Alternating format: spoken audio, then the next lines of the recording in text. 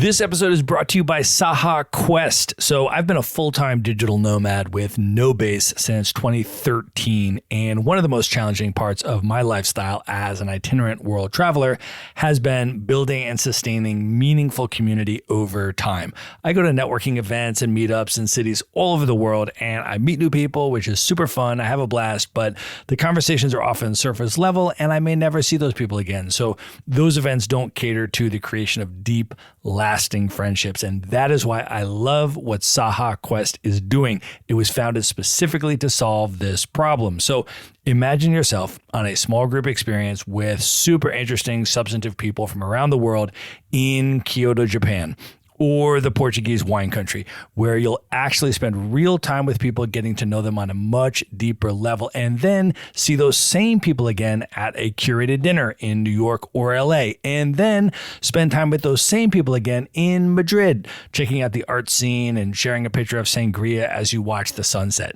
Saha Quest is building a vetted global friendship club for curious, accomplished, globally minded people. So if you want to build meaningful, lifelong friendships with like-minded travelers, not just more acquaintances, then you can learn more at sahaquest.com. There you can get all the information and sign up to join. That's sahaquest.com. And now here's a clip of what's coming up on today's episode.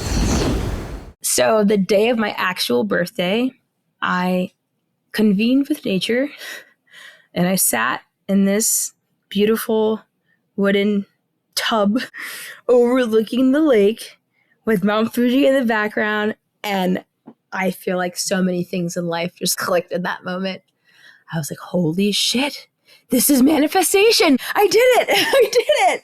And so it was a really awesome, confidence boosting, self-actualization experience. And what a way to bring in 25. Honestly, I feel like I could have lived in Japan forever.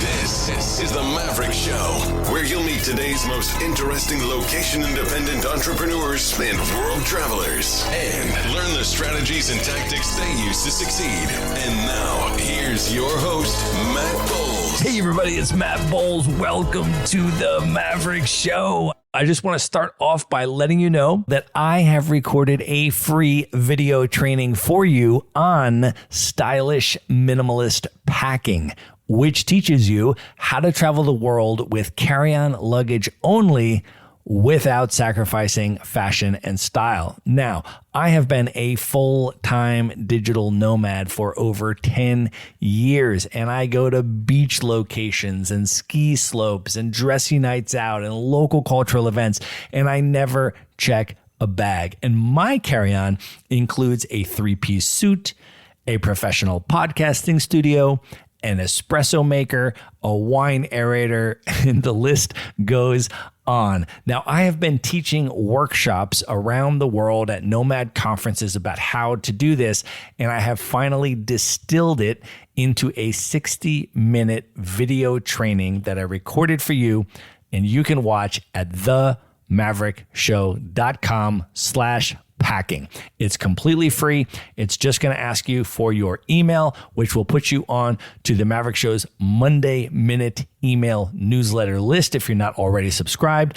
And then you can press play and watch the video. It's waiting for you right now at themaverickshow.com/packing. And now let's get into the episode. This is part 2 of my interview with Taylor Wallace. If you did not yet listen to part 1, I highly recommend you go back and do that first, because it provides some really important context for this episode. If you have already heard part 1, then please enjoy part 2 of my conversation with Taylor Wallace. And it's not just Vietnam, Japan. I mean, fuck, that was another tough one. Going to the dome and just seeing what nuclear bombs are so destructive for a number of reasons, but they don't actually hit the ground and detonate. It will detonate over X, maybe nothing, maybe a building or a home. And then from that epicenter, there's a 360 wave of destruction that goes out. And so there's like the initial impact, and that will kill everyone and everything for X radius. And I say that because these two bombs were not the same size, so their impacts were different. But the space over where it detonates, it gets damaged. Boards or something will fall off, but it's almost protected from the worst part of that first push. So in Hiroshima, you can see this single dome because it is the spot above which the bomb detonated. So the first wave is the physical destruction. And then there is the cloud, the radioactive particulates that are in the air. That gets on your clothes or you inhale it. That's like the slow impact of the radiation, but relatively speaking, not super slow. Those are the people whose skin melted off over the 3 to 7 days after detonation. And then when all of those nuclear radioactive particles fall, then they infect everything. So now the water is impure, the ground is impure. So if you're drinking from a well or a river, you are actively ingesting radioactive material. And I have a lot of context on this because our senior history capstone, the seminar everyone has to take, History 401, Writing and Rewriting the Past. And so throughout the whole course, we took just 4 historical events. And for each event, we would read anywhere between 12 and 24 sources talking about this one single thing and being able to identify all of the different perspectives and biases and really unpack it. And so our final was a single debate after the end of reading our 22 sources. And that event was the bombing of Hiroshima and Nagasaki. And we read this manga that's a journey of a little boy who's trying to find his mom after the bomb goes off, and he's seeing his friends from school or his neighbor, and this person's skin is melting off and this person's house fell on them and they're calling for help. And this is all in a graphic novel. So fast forward, we've all read the same sources. We've all had the same conversations in class. And so the final project was a debate. So independently, we went home before our final would happen. And our teacher asked us a simple question of, did the U.S. do the right thing? Yes or no? When you come into class tomorrow, we're going to have a debate, and that's going to be your final. So went home, everyone made their decision, get back to class the next day, and our class of 12, only myself and one other student said that it was the wrong decision. And the other 10 students all said that it was the right thing to do. And that just because I feel like sometimes if you maybe consider yourself a logical or rational person, there's this tendency to believe that people who are just so far on the left or right of whatever it is that you believe, they must not know, because there's no way that they could know what I know and still feel this way. So let me educate them on why they're wrong. It is like the human instinct. Let's debate instead of let's engage in discourse, because maybe I'm missing something that you see. Even if we agree to disagree, we can understand each other better. And that's one of the fundamental ideas of a school like Amherst. That's why the classes are so small. We want to teach you how to think. And so this was the first moment of all of my time in university where I was, oh shit, it's not different levels of knowledge. It's just like a fundamental difference in values. It was very eye-opening for me. So fast forward, because my first extended trip in Japan was the June after I graduated. So it was somewhat fresh in my mind of learning about specifically the bombings, but obviously there's much more that predated that. I studied Japanese for 6 years total. So I always had this fascination, not like a weeb level of being culturally confused and watching an aggressive amount of anime, but I was very fascinated by going back to universal truths and values. For better or worse, Japan is definitely a country that has some fundamental understandings of what is proper and what is not, what is acceptable socially and what is not. Whether or not you agree with them, at least it's clearly defined. It was almost kind of trippy because when you think about Japan now, you think about cute things and puppy cafes, or I guess depending on the person. But I just like, oh, forget K-pop. I like J-pop, or these little weird, quirky things. Then you forget there's this whole deep, dark history. Can you talk about your earliest connection with Japanese language and culture and why you ended up studying it for 6 years, and then your connection with Japan and some of your best memories as an adult? So my best friend through high school, because she just moved to the area, my middle school split into two. So my friend group splintered and we just happened to meet pretty early on and we just connected immediately. And she's half Japanese, half American. And her parents have such a cool story because her mom was studying abroad from Japan in heavy Mormon country like Utah. Met this Mormon guy and they fell in love. But she never wanted to become an American citizen. And so she's not. And so from the beginning, in meeting this new friend, she had a Japanese mom. Her English was perfect. She was so fun and vivacious and encouraged us to take risks and do fun things. And just meeting her mom and her grandmother, I was like, this energy is just so cool. But it wasn't until we started traveling together. So both of our parents at this stage of life were doing these long-term trips. And so our parents started to co-parent us. And so if my parents were traveling for a long time, I would stay with her and her family and vice versa. And so the very first trip was actually with my parents. And it was for my birthday. So this is the first big trip. So we took a Mediterranean cruise.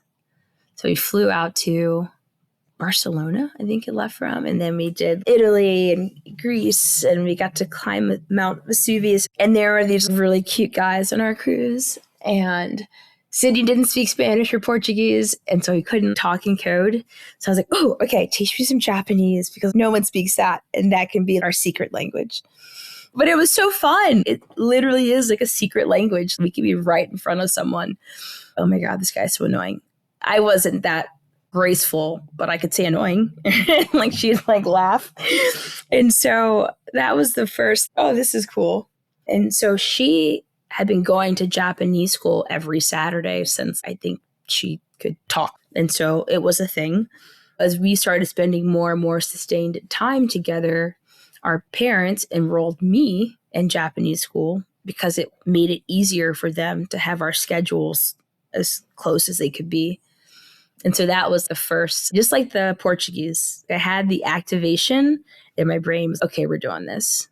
I was really engaged. So especially at that time, it was a nice stepping stool for our friendship because, again, it was just us in school that would talk to each other. So I had a built-in tutor and we'd partner on all the exercises. And I liked it so much that I stuck with it in college.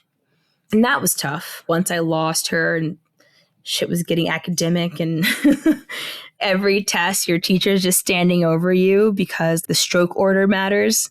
So even if you get something right, if you fuck up like one stroke order, like, so I'm just failing tests in real time. But it built character. I passed, so that's something. And so, yeah, the journey to Japan was always going to happen. I'm just not sure when. I imagined it happening with my best friend. But my brother was like, hey, you graduated. I'm doing this thing where in the next 2 years, I want to do like a one-on-one trip. with everyone in the family. So anywhere you want to go, anything you want to do, let's do it. And I was like, Japan, let's go to Japan. And so it was a very special trip because it was almost like I got to curate the journey.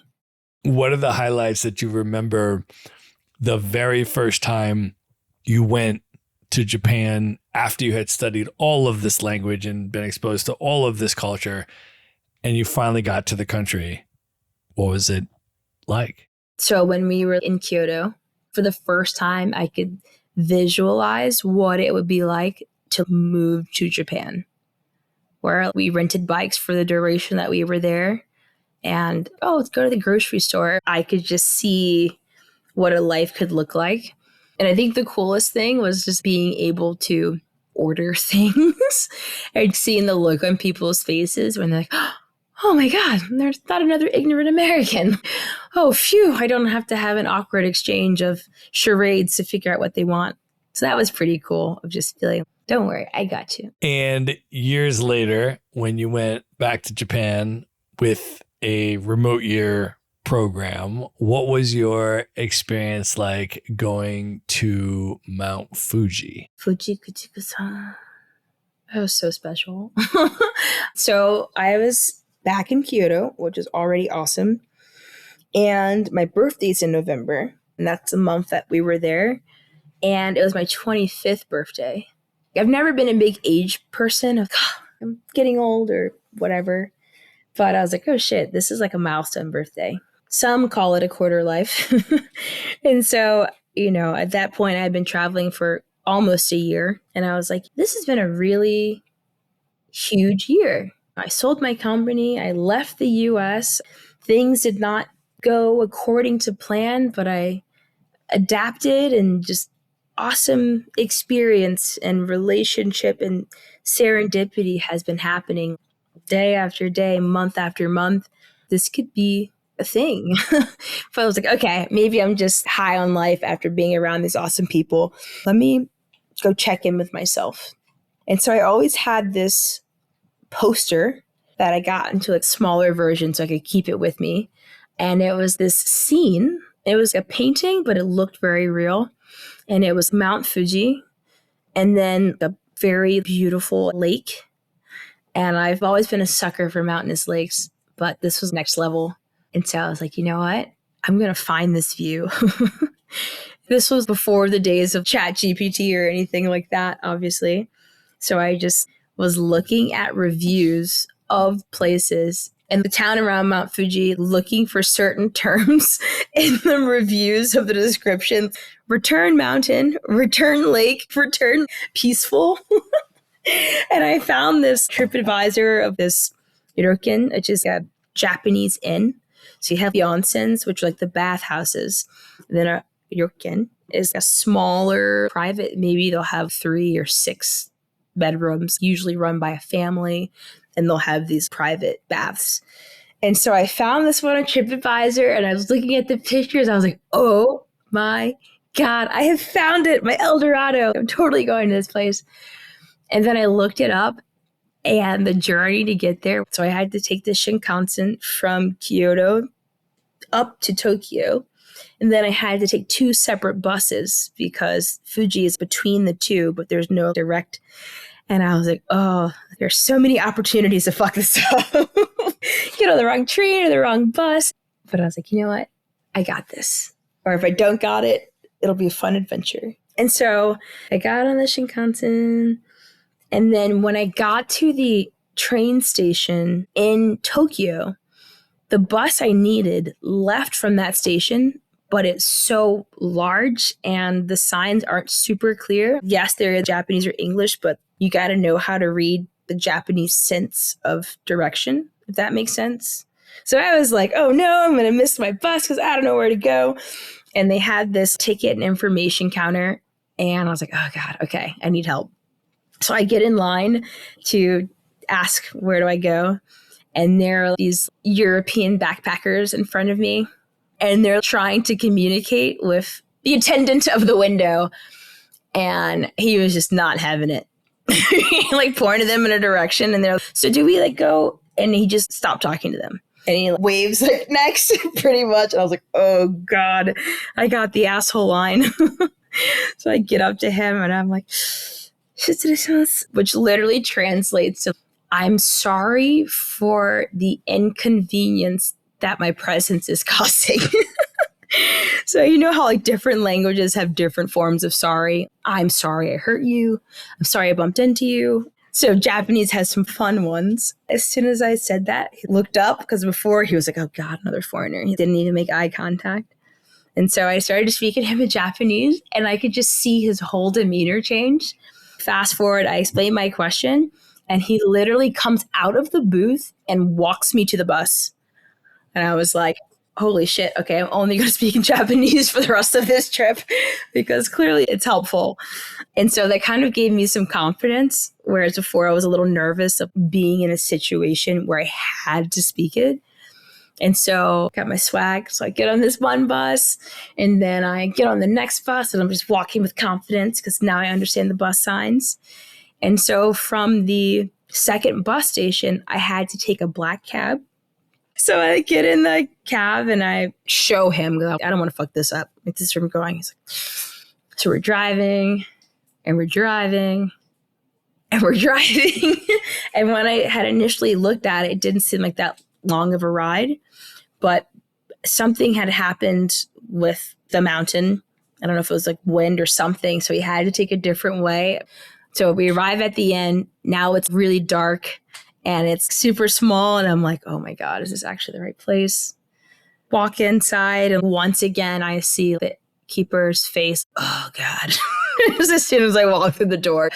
So I get there, I see his face and I'm like, don't worry. And the same thing. Konbanwa. Hi, good evening. My name is Taylor. But once again, just a big smile. And he calls his wife and his son and they introduce themselves. They give me this huge room, which is definitely larger than the one I paid for. With the room, you get to book 2 blocks.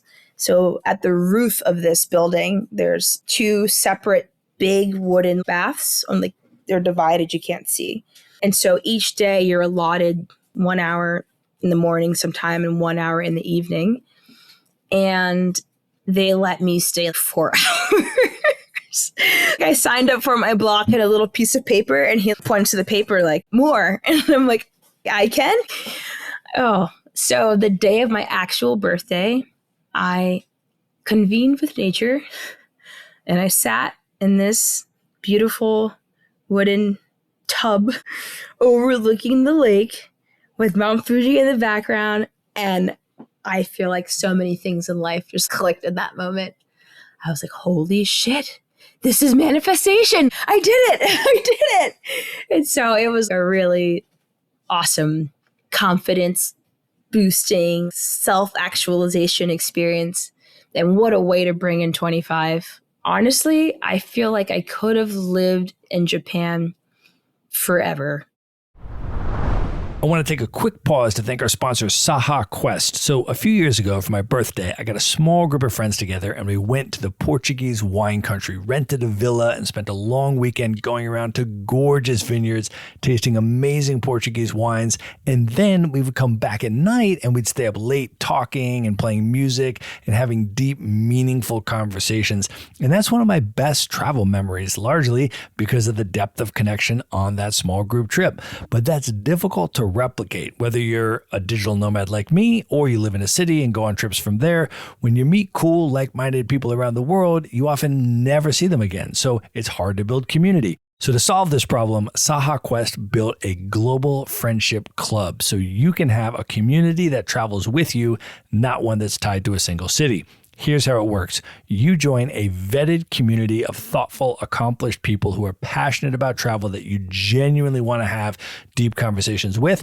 And then you meet up around the world for small group retreats in Indonesia or Denmark or the Portuguese wine country, where you spend extended time with the same people. And then you continue those friendships through curated city dinners, monthly digital salons, and annual gatherings so the connection deepens over time and you're not restarting your social life every time you go to a new country. It's for people who want to build a small circle of real friends they'll still have 10 years from now and do epic things around the world together. To learn more and apply to join, just go to sahaquest.com. That's SAHAQUEST.com. And now back to the episode. Well, we need to talk about remote year. Can you share a little bit, though, in terms of background about your entrepreneurial journey, becoming a digital nomad, and then what your remote year experience was like? For people that don't have context on this, remote year no longer exists, but it was an international work travel program that ran for 10 years where you travel the world with a community of other remote professionals. And so I did a 12-month remote year program in their very first year of operations, which was incredible. And then subsequently, I joined in for 1 month here, 1 month there of other 12-month programs. And then eventually I did another 4-month all Africa program with remote year. So I have patronized them many times over the 10 years that they were in business. But for you, Taylor, give folks a little bit of your background about how you became a digital nomad. And then what was your remote year experience like? I grew up in a family of entrepreneurs. So my dad started a company, my older brother started a company, and my middle brother started a company that had a pretty large and public acquisition. I think he had sold his company 1 or 2 years before I graduated. So I got to this point as well. It's when you're fresh out, maybe you need to recharge a bit, and then you start to miss certain parts of the startup life and grind. And so he saw the project that me and some friends were working on and had some thoughts, and I was still in touch with the developers that he had used back in Serbia or something. And so I moved to Boston because I had a really awesome job offer to work with a general contractor out there. And one of the businesses my family's in is commercial solar. I'm also the only non-formal engineer in my family. So having this opportunity to dip my toe into the waters of this family business in a program that was designed to teach was a really attractive opportunity. But I never stopped tinkering. So I would still go to a lot of entrepreneurial events, Boston being Boston. Harvard hosted a lot of stuff. MIT hosted a lot of stuff. So I ended up acquiring some friends that were like, yeah, I'll tool around with this with you. And we applied for an accelerator based in New York and were accepted to that program 2017. And so we moved to New York. We went through the accelerator. My team shifted a bit as we started getting deeper into our customer discovery. Basically, we built an engine, a predictive analytics tool that the interface would operate like Tinder with the objective of reducing the limitations of tag-based search.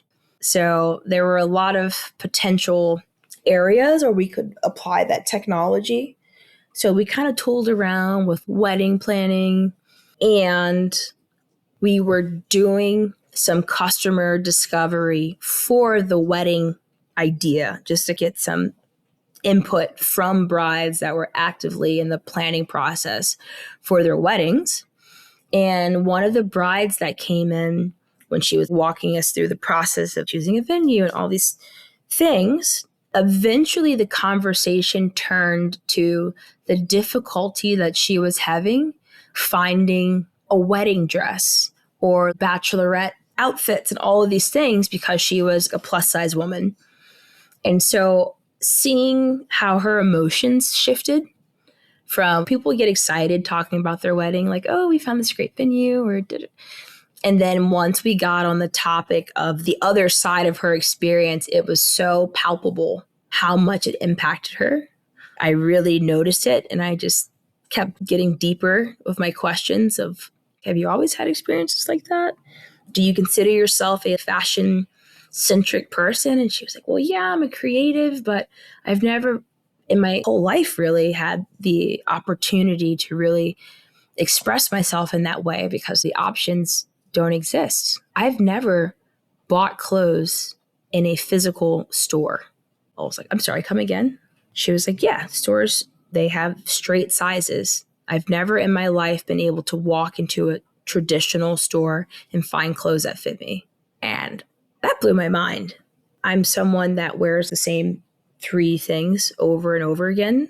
So it wasn't necessarily the fashion that I cared about, but just seeing the impact of this limitation on people. This is her wedding. I wonder how many other people just in their day-to-day life just feel like this world is not for them, does not accept them, does not include them. So I landed on the idea of creating something that would add an element of body positivity and inclusivity in the world of fashion, because I could feel the impact that it could have. But being not of fashion, not knowing anything about fashion or necessarily caring about it, I realized quickly that I would need a counterpart, not to mention that I'm like 5'2" and very much not plus size. So I would go to these curvy fashion week events and they'd call me Skinny Minnie. It was almost like being an ally, even in the LGBTQI world. It's like a known and accepted thing that allies have their place, but you will never fully understand the experience of the true people for whom this is their identity. And it was the same thing with the curvy and plus size fashion, because it wasn't even just the fashion, it was the reality of the day-to-day life, and I couldn't fully appreciate it. So I went on a hunt and I found a really awesome curvy and plus size influencer. So we met up. I had told her about the product, and fast forward, ended up hiring her as the creative director. And so now she was the one going to all of these in-person New York fancy events. And I was like, awesome. Now I can stay home in my PJs and work on the back end. And then I was like, wait, why the fuck am I paying New York rent when I could be investing this money back in the company and literally living anywhere else? And so that epiphany happened in August, and I booked a one-way flight that departed New Year's Eve to Buenos Aires. And so that was where my nomadic journey started. And I heard about these different nomad coordination companies. They kind of took the stress out of the process of, we know where the best workspaces are. We know where there's good apartments with good amenities and things that matter to nomads. So we'll take care of all the stuff. You just come and bring your job and we'll travel. And so I joined a company that reached out to me and was like, hey, you can travel with us for free if you do some social content. And so I had built up a decent following by that point. And I was like, ooh, if it's free, it's for me. And so that was the company I ended up choosing to start the nomadic journey. And we ended up overlapping with remote year, month 4 in Colombia, because we were working out of the same Selena co-working space. And every cool person that I met in the bullpen was from this company called Remote Year. And I was like, what the fuck? Wait, you guys do the same thing, but you're all cool and hip. Not that my program didn't have some amazing people, but most of them were not entrepreneurial. Maybe they worked in sales or something that allowed them to be remote, but they didn't have the schedule flexibility or some of the financial flexibility or certain things that can really impact your ability to share experiences when you're traveling like this. And so the remote year folks really stuck with me.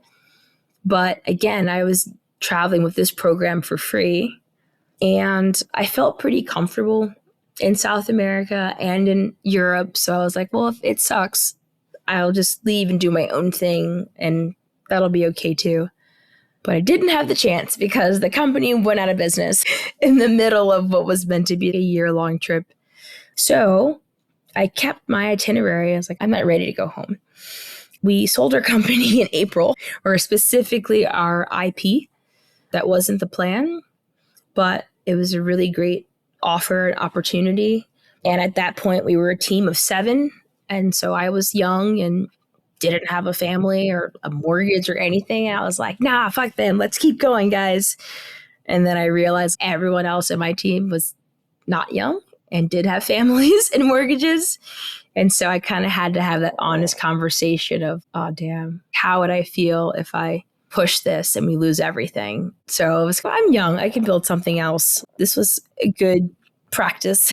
So yeah, that was 4 months into what was meant to be a full year of building this single focus, which was the company or the product. And I was like, okay, this is kind of a point of inflection. At this stage, a lot of my friends are going to B school or moving up in whatever bank or consulting firm they went to after school. And so I kind of had that fear of falling behind. So I'm like, oh, fuck, am I out of sync, or am I setting myself up for some sort of deficit by not going back and adulting?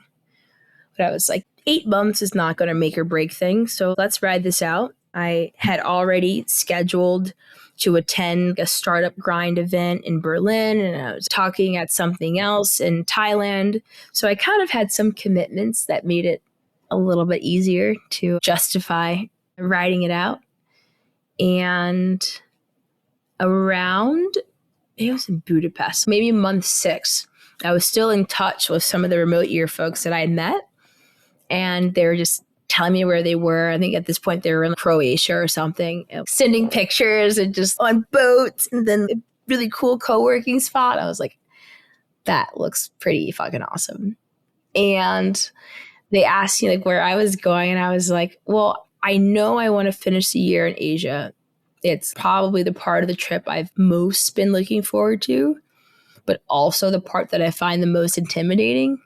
So I need to figure out how I can make it work without me being too anxious about it, where I start to attract weird things, because that's totally a thing. And my remote year friend was like, dude, remote year is kicking off its first 4-month Southeast Asia trip in August. Okay, hold on. And he sends me an email where he's CC'd their VP of operations. And he's like, yeah, let's schedule a call. And I was like, okay. So we hopped on the phone, and he offered me an opportunity to join that remote year program. And he was like, I like you, Taylor. Like, you need to go on this trip. And the first person I met from the airport walking to where they were waiting for us with a sign, I was like, this is going to be a good trip. And it was really, really, really awesome. And similarly to you, after those 4 months, I did a ton of citizen drop-in. So once you graduate from a program, you become a citizen. And if there's a certain cohort that's not full, then they have extra apartments in City X. And so they'll offer it to citizens at a discount.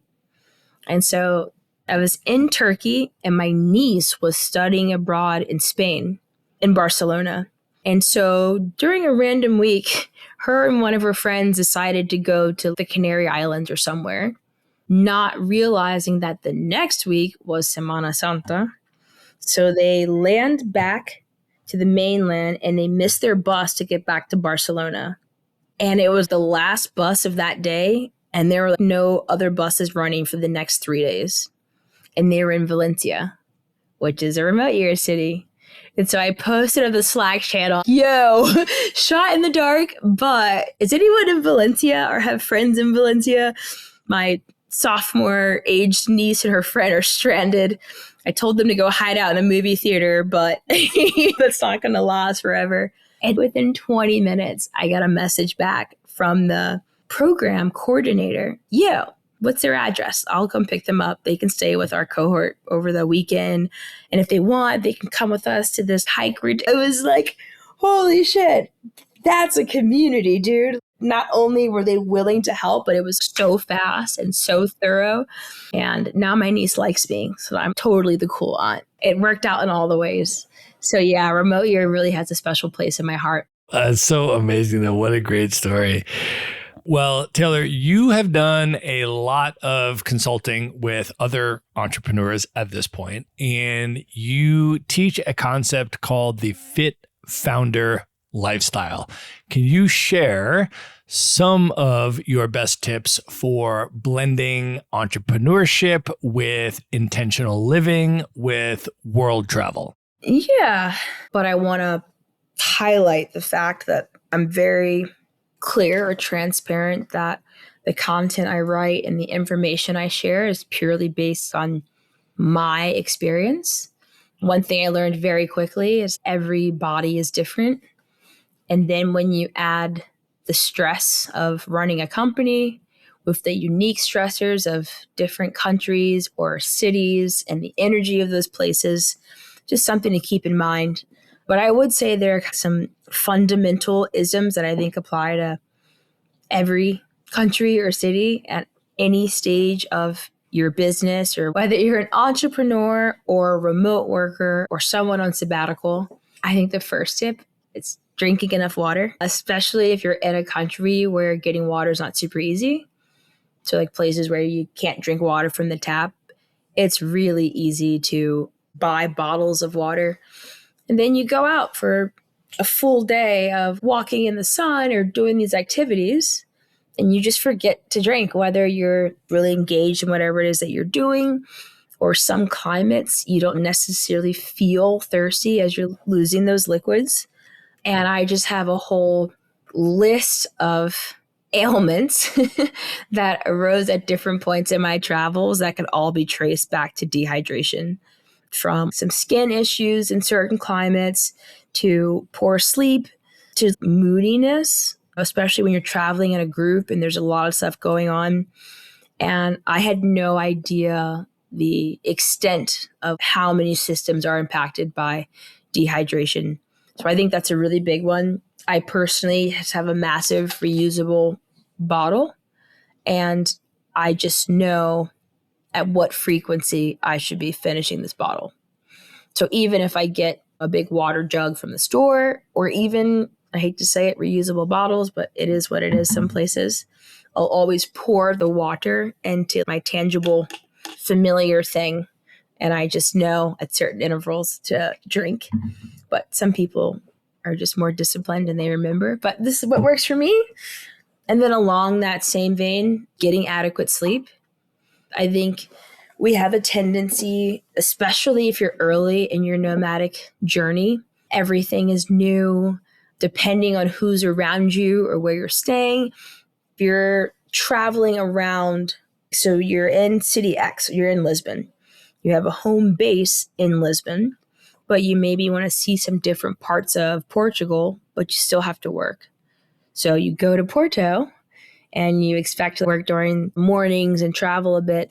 But if you're staying at some hostel, even if you have a private room in that hostel, every night people are going to be going on bar crawls or having a kickback in the patio. And it's so easy to just be like, I can suck it up. Like, I don't need that much sleep, or I'll make it up, or whatever logic you use. And I went to a silent meditation retreat when I was living in Thailand. And it was 5 days. It's the longest time I've ever gone without talking. Although I cheated. I definitely talked to myself in the bathroom and stuff. But at the end of the silent part, there was probably 2 hours where the monks were just talking about different things and what did you notice and how did your body feel and all this stuff. And that was the first time I learned about the concept of sleep debt, which basically means when your body does not get the rest that it fully needs, it adds to the deficit in your bank account of the baseline of being fully rested. So it's not like you can stay up super late, sleep for 2 hours, drink a cup of coffee, and you're back to square one. No, your body missed those 6 hours and it remembers it. And this debt accumulates over time. So even if you're like, no, but Saturday I'm going to sleep in, and if it doesn't meet the deficit of the sleep debt, you're still operating in the negative. I had no idea that was a thing. I was the queen of the coca leaf tea or the Vietnamese coffee. I'm like, I can power through anything. Not realizing that I was just slowly just dragging out the degradation.